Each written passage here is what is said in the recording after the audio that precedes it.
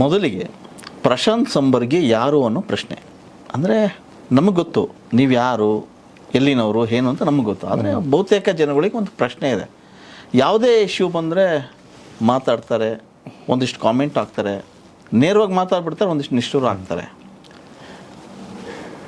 ಎಷ್ಟೋ ಜನಕ್ಕೆ ಮಾಹಿತಿ ಕೊರತೆ ಇರುತ್ತೆ. ಒಂದು, ಎರಡನೇದು, ನಮ್ಮ 20 ವರ್ಷದ ಸಾಮಾಜಿಕ ಪಬ್ಲಿಕ್ ಲೈಫಲ್ಲಿ ನಾನು ಫಿಲ್ಮ್ ಇಂಡಸ್ಟ್ರಿ ಜೊತೆಗೆ ತುಂಬ ನಂಟಿತ್ತು, ರೇಡಿಯೋ ಜೊತೆಗೆ ನಂಟಿತ್ತು.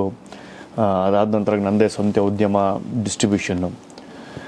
ಬಟ್ ಈ ಸೋಷಿಯಲ್ ಆ್ಯಕ್ಟಿವಿಸಮ್ ಅಂದರೆ ಕಪ್ಪು ಕಪ್ಪು ಅಂತ ಹೇಳೋದು, ಬಿಳಿ ಬಿಳಿ ಅಂತ ಹೇಳೋದು, ಸೆಂಟ್ರಲ್ ಎಲ್ಲೋ ಗ್ರೇ ಅಂತ ಹೇಳೋದಲ್ಲ. ಒಂದು ಪರ್ಸ್ಪೆಕ್ಟಿವನ್ನು, ಒಂದು ಸ್ಟ್ಯಾಂಡನ್ನು ತೊಗೊಳುವ ನಿರ್ಧಾರ ಇದೆಯಲ್ಲ, ಅದನ್ನು ನಾನು ರೂಢಿ ಮಾಡಿಸ್ಕೊಂಡಿದ್ದು. ನಾನು ಈ ಡಬ್ಬಿಂಗ್ ವಿಚಾರ 2014ಕ್ಕೆ ಬಂದಾಗ ನನ್ನ ಸಂಸ್ಥೆ ವಿರುದ್ಧ ಆದ ಅನ್ಯಾಯ, ಫಿಲ್ಮ್ ಚೇಂಬರಿಂದ ಆದ ಅನ್ಯಾಯದ ವಿರುದ್ಧ ನಾನು ಮೊದಲನೇ ಬಾರಿಗೆ ಧ್ವನಿ ಎತ್ತಿದ್ದು, ಕರ್ನಾಟಕದ ಜನತೆ ಮುಂದೆ ನಾನು ಬಂದಿದ್ದು 2014ರಲ್ಲಿ. ಅದಾದ ನಂತರ ಕೆರೆ ಒತ್ತುವರಿಗೆ ಮಾಡಿರ್ತಕ್ಕಂಥ ಕೆಲಸ, ಲೋಕಾಯುಕ್ತಗೆ ಕಂಪ್ಲೇಂಟ್ ಕೊಟ್ಟಿದ್ದು, BDA ಒತ್ತುವರಿಗೆ ಆಗಿರ್ತಕ್ಕಂಥ ಕಂಪ್ಲೇಂಟ್ಗಳು ಕೊಟ್ಟಿದ್ದು. ಬರೀ ಪೇಪರಲ್ಲಿ ಮಾತ್ರ ಸಂಬರ್ಗಿ ದೂರು ಕೊಟ್ಟರು, ಸಂಬರ್ಗಿಯಿಂದ ಪತ್ರ, ಸಂಬರ್ಗಿಯಿಂದ ಈ ಕೆರೆ ಹಿಂಗಾಯ್ತು, ಇಷ್ಟೇ. ಸೊ ಸಂಬರ್ಗಿ ಅನ್ನೋ ಫೇಸ್ ಇರಲಿಲ್ಲ. ನಮ್ಮನ್ನು ಕರ್ನಾಟಕದ ಜನತೆ ಗುರ್ತು ಹಿಡಿದಿದ್ದು 2018ರಲ್ಲಿ ಮೀಟೂ ಕೇಸ್ ಆದಾಗ. ಅರ್ಜುನ್ ಸರ್ಜಾ ನಮಗೆ ಫ್ಯಾಮಿಲಿ ಫ್ರೆಂಡು. ಆ ಮೀಟೂ ಕೇಸಲ್ಲಿ ಅರ್ಜುನ್ ಸರ್ಜಾ ಮೇಲೆ ಒಂದು ಸುಳ್ಳು ಆಪಾದನೆ ಬಂತು, ರೇಪ್ ಕೇಸು ಶ್ರುತಿ ಹರಿಹರನಿಂದ. ಕೋರ್ಟಲ್ಲೂ ಅದು ಕೇಸ್ ಬಿದ್ದೋಯ್ತು. ಆವಾಗ ನಾನು ಅವಾಗ ಒಂದ್ಸಲಿ ಗಂಡಸರ ಹಕ್ಕಿಗೆ ನಾನು ಕೆಲಸ ಮಾಡ್ತಾ ಇದ್ದೆ ಆಸ್ ಎ ವಾಲಂಟಿಯರ್.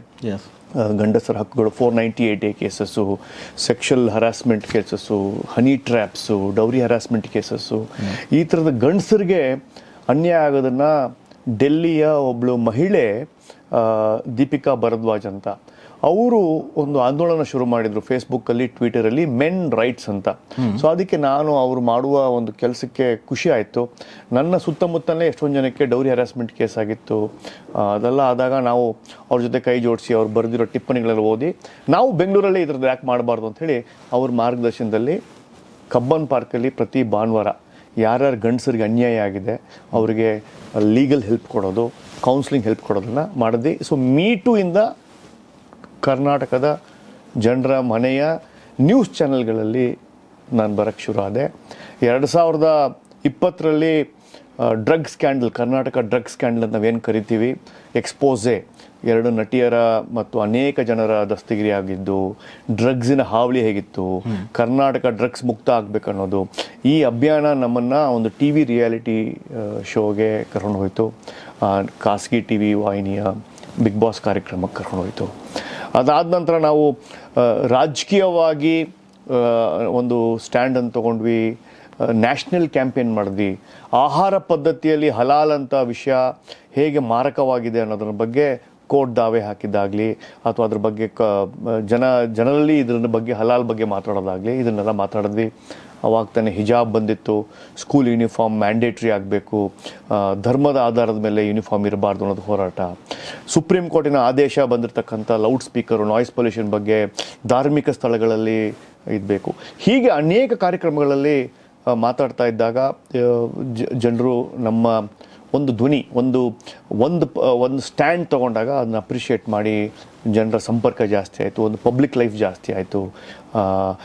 ಈ ಥರದ್ದು ಆಗಬೇಕಾದ್ರೆ ವಿಷಯಗಳಲ್ಲಿ ಎಲ್ಲೆಲ್ಲಿ ಏನೇನು ಅನ್ಯಾಯ ಆಗ್ತಾ ಇದೆಯೋ, ಆ್ಯಸ್ ಅ ಸೋಷಿಯಲ್ ಆ್ಯಕ್ಟಿವಿಸ್ಟ್ ನಾನು ಧ್ವನಿ ಎತ್ತಿದ್ದೇನೆ.